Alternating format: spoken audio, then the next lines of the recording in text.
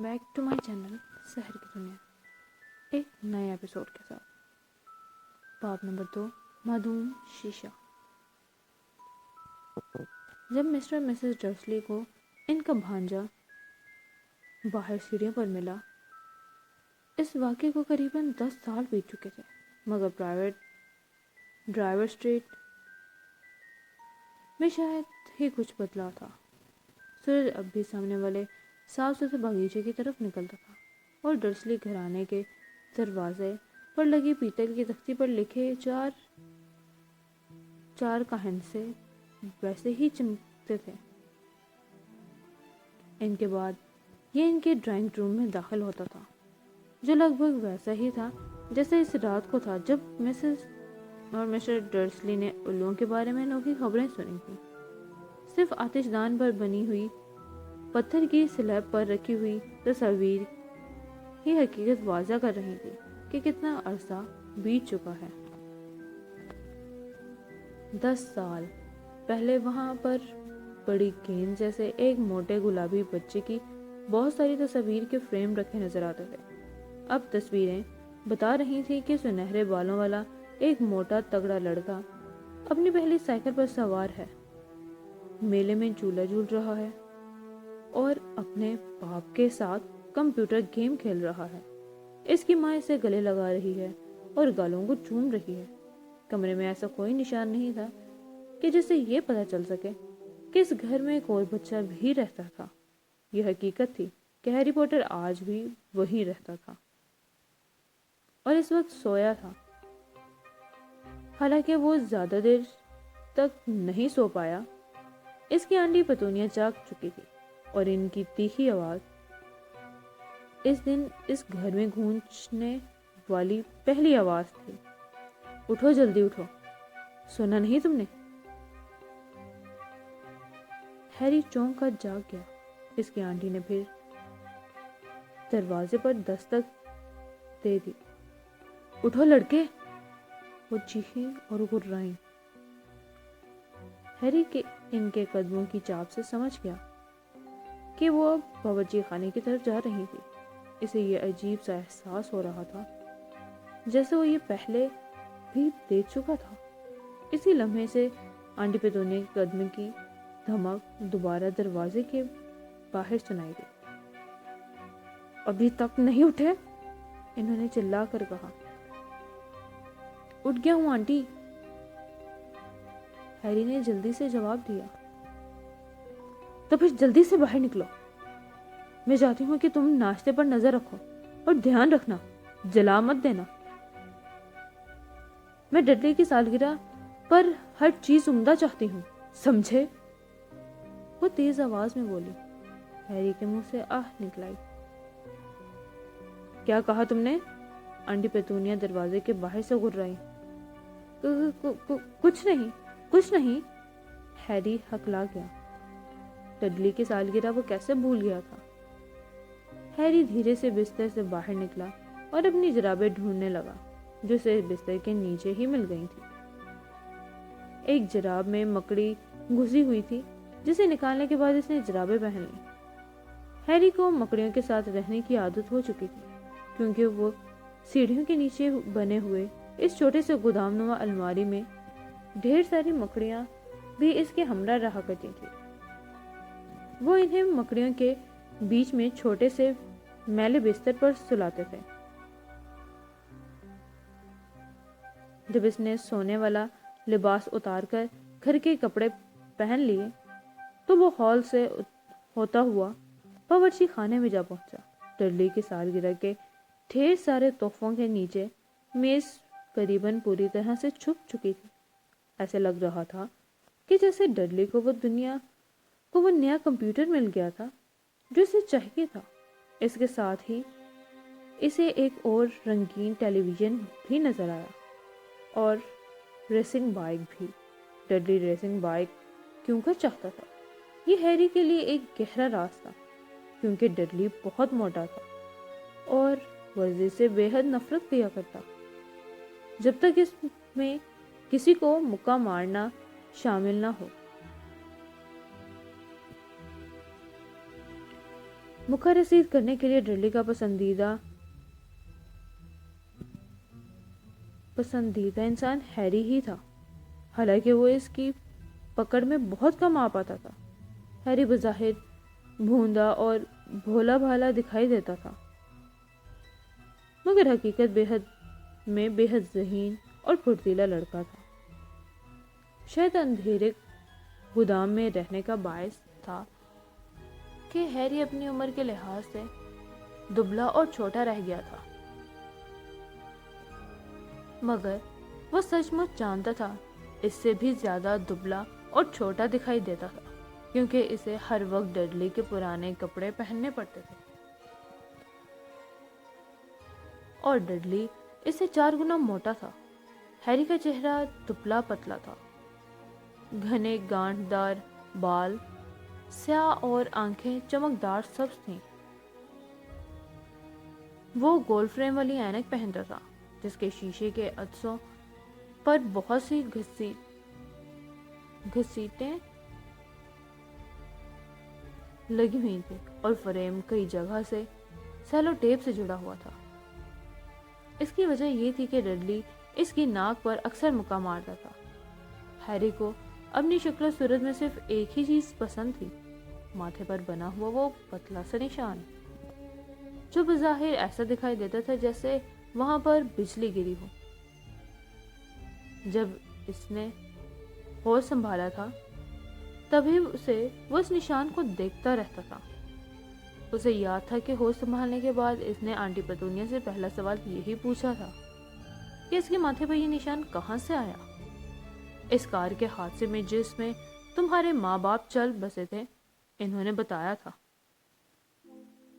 और हाँ, आइंदा कोई सवाल मत पूछना। आइंदा सवाल मत पूछना, ये डर्सली घराने में पुरसुकून जिंदगी बसर करने का कायदा था।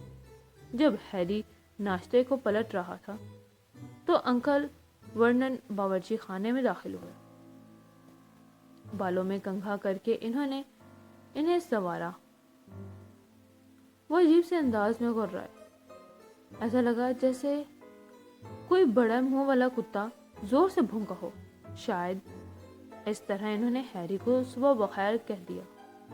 हफ्ते में एक बार अंकल वर्नन अपने अखबार के ऊपर से जरूर झांकते थे और खूब ववेला मचाया करते थे कि हैरी के बाल बहुत बढ़ गए हैं और इसे अब हजामत की जरूरत है। इसकी जमात में पढ़ने वाले बाकी बच्चों की साल भर में जितनी बार हजामत होती थी, उन सबको आपस में मिला दिया जाए तो भी हैरी की हजामत ज्यादा बार करवाई जाती थी। हालांकि इससे कोई फर्क नहीं पड़ता था, क्योंकि इसके बाल बहुत तेजी से बढ़ा करते थे। जब डडली अपनी माँ के साथ बावर्ची खाने में दाखिल हुआ तो हैरी नाश्ते के लिए अंडे तल रहा था। डडली काफी हद तक अंकल वर्नन से मुशाबे था, वरना बड़ा गुलाबी चेहरा, छोटी धंसी हुई गर्दन, छोटी भीगी हुई नीली आंखें, जिस्मानत में कुछ ज्यादा ही फरबा और सुनहरे बाल जो इसके भारी भरकम सर पर चिपके हुए मालूम होते थे। आंटी पेतूनिया से ये कहा करती थी, डडली बिल्कुल नन्हे फरिश्ते की मानंद दिखाई देता है, जबकि हैरी अक्सर सोचता था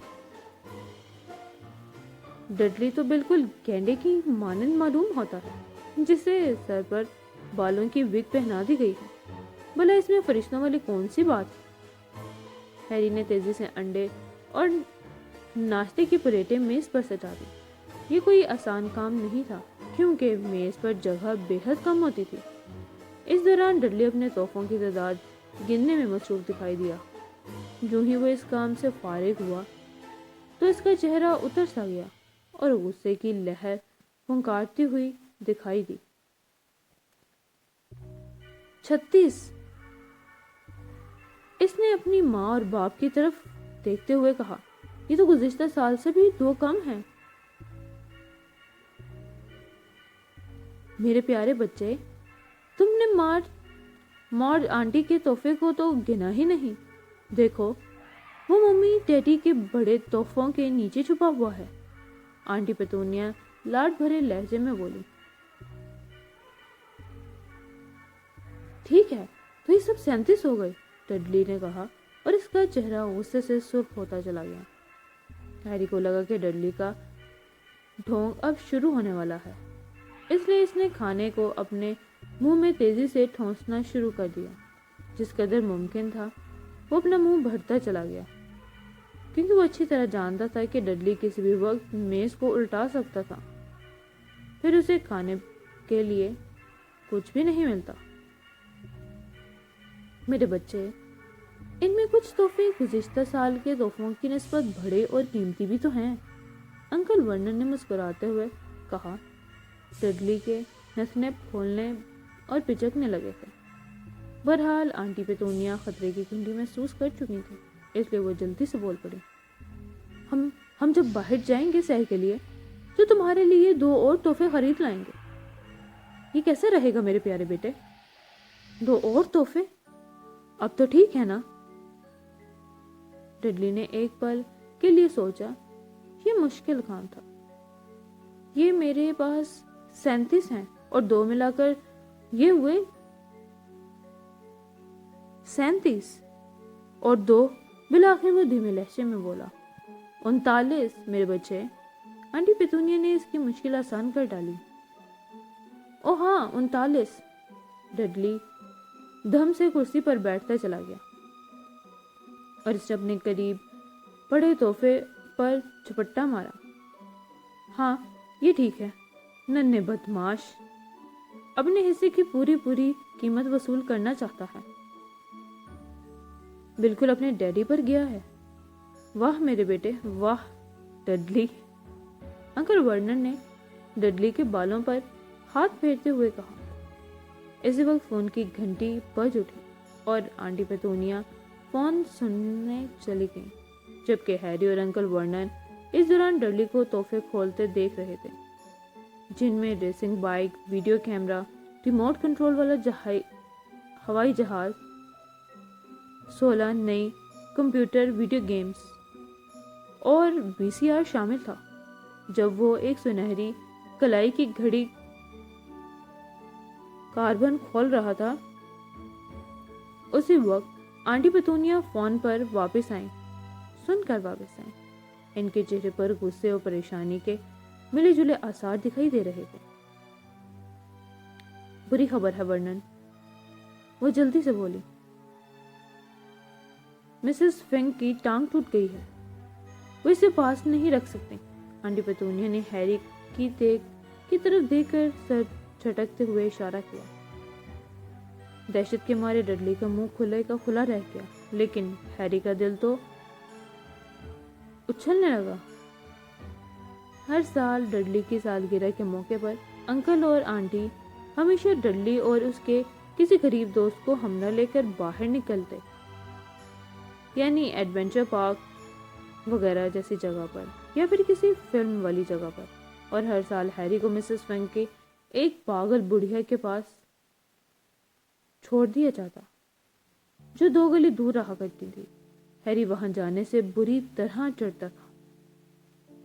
وہاں پورے گھر میں بند گوبھی کی مہک بھری رہتی تھی اور مسز فنک ہر بار اسے زبردستی ان سب بلیوں کی تصویر دکھاتی تھی جو انہوں نے کبھی پالی ہوئی تھی۔ اب کیا ہوگا؟ آنٹی پیتونیا نے فکر مندی سے سوال کیا۔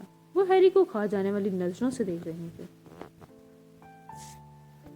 جیسے اسی نے اس پاگل بڑھیا کی ٹانگ توڑ ڈالی ہو۔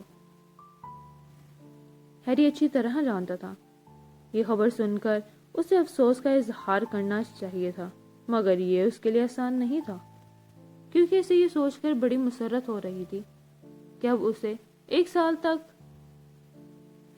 تبلس، سنووی، مسٹر پوز اور ٹفٹی کو نہیں دیکھنا پڑے گا۔ اس بارے میں ہم مارچ کو فون کر سکتے ہیں، انکل ورنن نے ایک تجویز پیش کی۔ بالکل نہیں، بیوقوفی کی باتیں مت کرو ورنن، تم اچھی طرح جانتے ہو کہ وہ ہیری سے سخت نفرت کرتے ہیں۔ آنٹی پیتونیا گھورتے ہوئے گررائی۔ مسٹر اور مسز ڈرسلی اکثر ہیری کے بارے میں اس طرح سے باتیں کرتے تھے جیسے وہ 2 वहाँ हो ही नहीं, या फिर कोई बहुत ही कम अकल और समाज से खाली फर्द हो जो इनकी चीखों पुकार को बिल्कुल समझ ही नहीं सकता, जैसे कोई गूंगा या बहरा। और इसका क्या नाम है? वो जो तुम्हारी सहेली है? हाँ, वो नहीं। अंकल वर्णन चहके।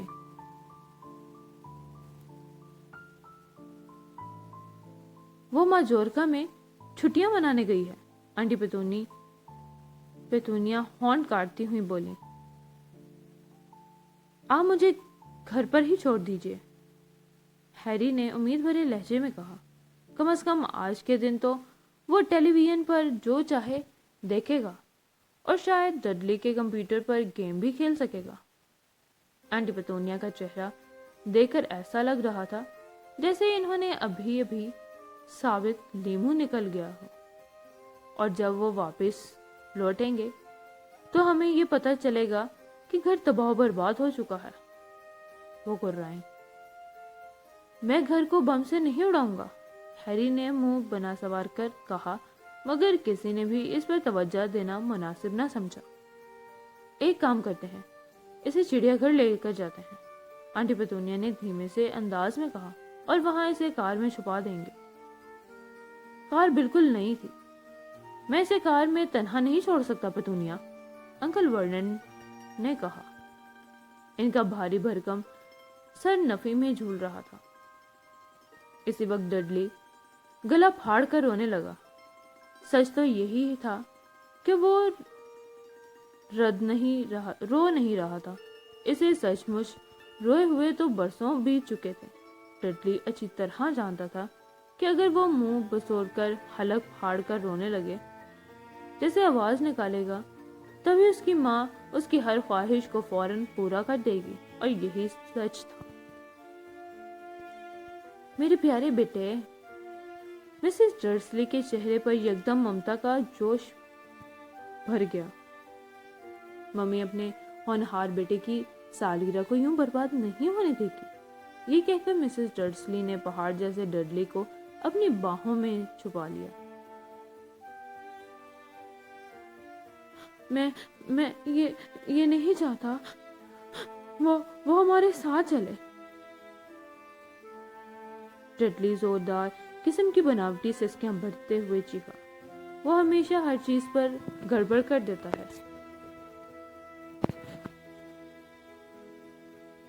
इसने अपनी माँ की बाहों के बीच से झांकते हुए हैरी को चिढ़ाने की कोशिश की। इसी वक्त दरवाजे की घंटी बज उठी। उफ खुदाया, वो लोग पहुंच गए, आंटी पेतूनिया हड़बड़ा कर बोली। और एक पल बाद डडली का सबसे अच्छा दोस्त पेरिस पॉलकस अपनी माँ के साथ अंदर आ गया। पेरिस एक दुबला पतला इंसान था जिसका चेहरा चूहे जैसा था। जब डडली दूसरे बच्चों को मारता था तो आमतौर पर पेरिस ही उनके हाथ पकड़ कर रखता था। उसके नमूदार होते ही डडली ने रोने का ढोंग फौरन बंद कर दिया। आधे घंटे बाद हैरी को अपनी खुशकिस्मती पर यकीन नहीं आ रहा था कि वो मिस्टर डर्सली की कार में पेरिस और डडली के हमरा ओग्बी नशिस्त पर बैठा हुआ था और जिंदगी में पहली बार चिड़ियाघर की सैर करने के लिए जा रहा था। इसकी आंटी और अंकल को ये समझ नहीं आ पाया कि इसके बारे में हतमी फैसला क्या किया जाए, लेकिन चलने से ही चंद ही पल बाद इन्हें अंकल वर्णन हैरी को एक कोने में खींचते हुए ले गए थे। मैं तुम्हें खबरदार करता हूँ लड़के, अंकल वर्णन ने अपने बड़े अर्गवानी चेहरे को हैरी के आंखों के बिल्कुल करीब लाकर गुर्राते हुए कहा। कान खोल कर सुनो, अगर तुमने कोई भी खुराफात की, कोई भी, तो मैं तुम्हें इसी अलमारी में क्रिसमस तक बंद कर दूंगा, समझे तुम? मैं कुछ नहीं करूंगा, हैरी ने पुरयकीन अंदाज में कहा। कसम से कुछ भी नहीं करूंगा। हैरी अच्छी तरह जानता था कि अंकल वर्णन ने इसकी बात पर बिल्कुल यकीन नहीं किया था, और फिर डर्सली घराने को यह बताने से कोई फायदा ही नहीं था। کہ اس نے یہ چیزیں کبھی نہیں کی۔ اس کی باتوں پر کوئی بھی یقین کرتا ہی نہیں۔ مصیبت تو یہ تھی کہ ہیری کے ساتھ اکثر عجیب و غریب واقعات ہوتے ہی رہتے تھے جن کو وہ خود بھی سمجھ نہیں پاتا۔ آخر یہ سب اسی کے ساتھ کیوں کر ہوا کرتے تھے؟ ایک بار تو یوں ہوا کہ آنٹی پتونیا دیکھتے دیکھتے تنگ آ گئی کہ ہیری جب بھی بال تشوا کر واپس گھر لوٹتا تھا تو ایک دم ایسا لگتا تھا جیسے حجام نے اس کے بالوں کو چھوا تک نہ ہو۔ یہ دیکھ کر آنٹی پتونیا جھنجھلا گئیں اور غصے کے عالم میں باورچی خانے سے کینچی اٹھائی اور ہیری کے بال اس قدر چھوٹے کاٹ ڈالے کہ وہ لگ بھگ گنجا ہو گیا تھا۔ اس موقع پر آنٹی پتونیا کے صرف اس کے ماتھے پر سامنے کی ایک لٹ چھوڑ دی تھی تاکہ اس کا ماتھے پر بھیانک نشان دکھائی ہی نہ دے۔ ڈڈلی تو ہیری کو دیکھ کر ہنسی کے مارے لوٹ پوٹ ہو گیا تھا۔ اس رات کو تو ہیری یہ سوچ سوچ کر نیند نہیں اسے آ پا رہی تھی کہ اگلے دن سکول میں اس کا کیا حال ہوگا۔ وہاں پر تو ویسے بھی بچے اس کے ڈھیلے ڈھالے کپڑوں اور سیلو ٹیپ لگے ہوئے چشمے کو دیکھ کر اس کی ہنسی اڑایا کرتے تھے۔ بہرحال اگلی صبح جب وہ بیدار ہوا تو اس نے آئینے میں دیکھا کہ اس کے بال اتنے ہی بڑھ چکے تھے جتنے آنٹی پتونیا کی مزاحیہ خیز حجامت سے پہلے بڑھے ہوئے تھے۔ اس بات پر اسے ایک ہفتے تک الماری میں قید رہنے کی سزا بھگتنا پڑی، حالانکہ اس نے یہ سمجھانے کی لاکھ کوشش کی کہ اسے معلوم نہیں کہ اس کے بال اتنی جلدی کیسے بڑھ گئے ہیں۔ آج کے لیے بس اتنا ہی، انشاءاللہ ملیں گے نیکسٹ ایپیسوڈ میں۔ امید کرتی ہوں کہ آپ کو میرا یہ ناول پسند آ رہا ہوگا، اور آگے جاننے کے لیے کہ کیا کیا ہوتا رہا ہیری پوٹر کے ساتھ اور کس طرح وہ ایک ہونہار اور دنیا کا مشہور ترین جادوگر بنا۔ میرے چینل کو فالو کرتے رہیے and don't forget like share and subscribe my channel. تب تک کے لیے اللہ حافظ۔